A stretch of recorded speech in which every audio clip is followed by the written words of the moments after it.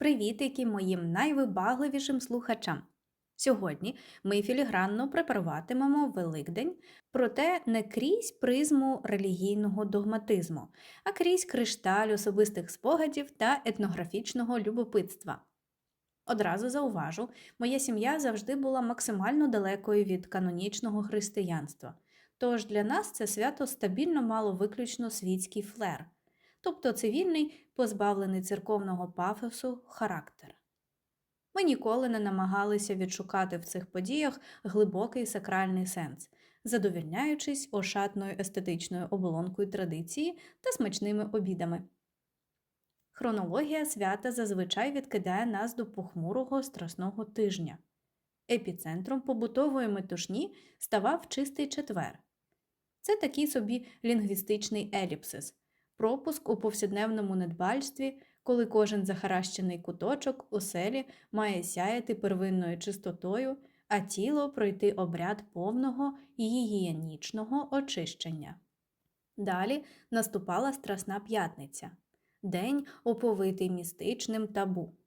Не можна було сваритися, а будь-яка фізична праця сприймалася як серйозне порушення метафізичного спокою.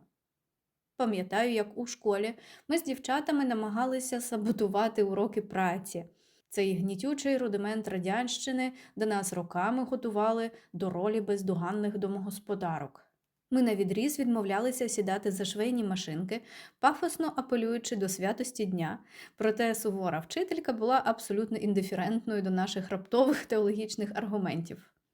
Вона бачила в нас лише робочу силу, яка має виконати плани з пошиття якихось безглуздих фартухів, незважаючи на календар. Минулого року я нарешті вирішила провести антропологічний експеримент і вперше в житті, уявіть у свої 32, пішла святити кошик. У запорізькому селі цей процес виглядав як колоритний перформанс. Навколо панував легкий хаос, гавкали собаки, а люди виставляли свої наїдки на довгі лави. Вихід священника, розмашистий помах кропила, і ось уже ваша скромна трапеза стає офіційно свяченою. Жодної складної метафізики чи тривалих молитов, лише стрімкий вплив святої води на вашу ковбасу та крашанки. Проте, справжнім інтелектуальним та естетичним задоволенням для мене є писанкарство. У дитинстві ми часто йшли шляхом найменшого спротиву, використовуючи пластикові термообгортки. Ця хитромудра витівка невідомого маркетолога дозволяла за лічені секунди перетворити звичайне яйце на витвір маскульту. Проте мама і бабуся завжди нагадували про справжнє коріння.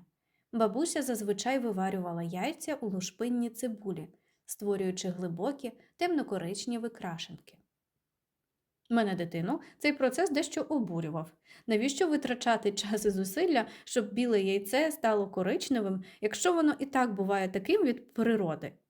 Але в тому і полягав цимес.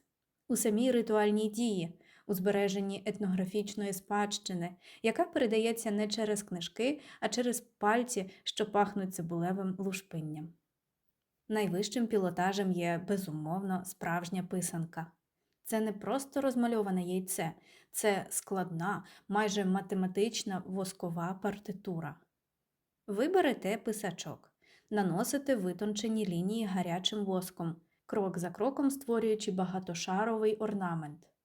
Кожен колір, у який ви послідовно занурюєте яйце, додає нового семантичного пласта, закриваючи попередні елементи. Це філігранна робота, що потребує майже хірургічної точності та заспокоєного розуму. Коли ви наприкінці розтоплюєте віск і бачите фінальний результат, це момент істинного катарсису. Аби ви могли на власні очі побачити згадані мною артефакти, я дбайливо зібрала всі релевантні посилання у закріпленому коментарі під цим випуском. Чи вважаєте ви доцільним збереження таких трудомістких традицій у нашому перенасиченому цифровому світі? Чи це вже остаточний архаїзм, що неминуче відмирає? Чи стали би ви особисто витрачати 3 години свого дорогоцінного часу на розпис однієї писанки, маючи в кишені зручну наліпку за 5 гривень? Чекаю на вашу тонку іронію в коментарях. До зустрічі!